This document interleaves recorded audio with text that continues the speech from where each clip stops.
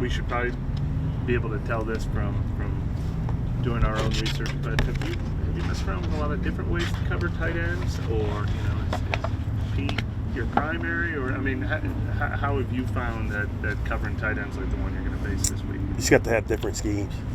Sometimes make them run through zones, sometimes double them in man coverage.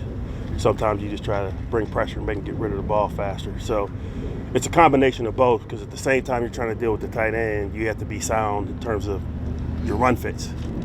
So it's just that game you have to play with them, and they've been doing a good job trying to scheme them and get them open. What makes him so unique? Size, speed. You see him make great catches.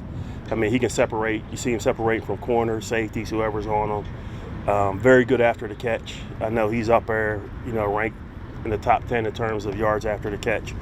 But he's an outstanding tight end, and you can see it. I think he's second in the league in terms of receptions. So. Do you think it's kind of rare to see, tight ends so young be, so far ahead? Well, I think it's a testament to how good of an athlete he is. He played at, Georgia. Everybody was aware. I remember watching the college games, and they were talking about him. But I think what they're doing scheme-wise to try to create one-on-ones, to get him out in space in terms of hiding them in certain formations, you can see they're taking advantage of him. But I'm not surprised, based on his skill set, the success he's having as a rookie.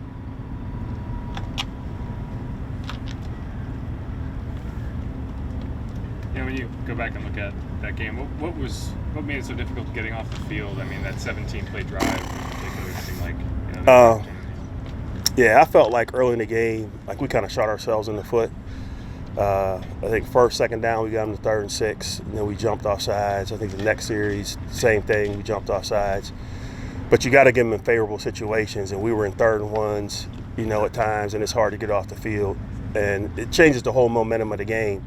They scored the 21 points. We came back in the 3rd quarter, about half of the 4th quarter, and we fought them, held them to field goals. But that's the way you wanted that game to go early in terms of getting off the field. We just didn't execute. It's credit to them, their coaching staff, and what they did. But we got to be better. Were they running hard counts at that point, or was it just mistakes? Yeah, it's part of what they do. It's always been Green Bay, going back to, I coached against Favre, Aaron Rodgers. It's just what they do. It's hard. They're good at it, but that's just things that we can't do. We can't beat ourselves, and we did that at times. Joe, what about tackling in particular as part of that formula? Wasn't good. Yeah. It's just being honest. It's just, guys. We had this question earlier in the year, but it's just when you get in position, you got to make sure you're bringing your feet on contact, you're staying on your feet, you're wrapping up, and those are the things that we weren't doing. I don't think the weather had an effect on it. It was actually a lot warmer than what we thought. But, no excuses. We got to play better fundamentally. Aiden O'Connell is a young QB, getting his chance like this season with the Raiders. What have you seen from him? I tell you what, he has a very good process. You can see he goes through his progressions. You see teams pressure him. He gets rid of the ball quick. But I was impressed in terms of what he's doing. I think they probably have a lot of confidence in him, just in terms of him operating that offense. But he's been impressive on tape.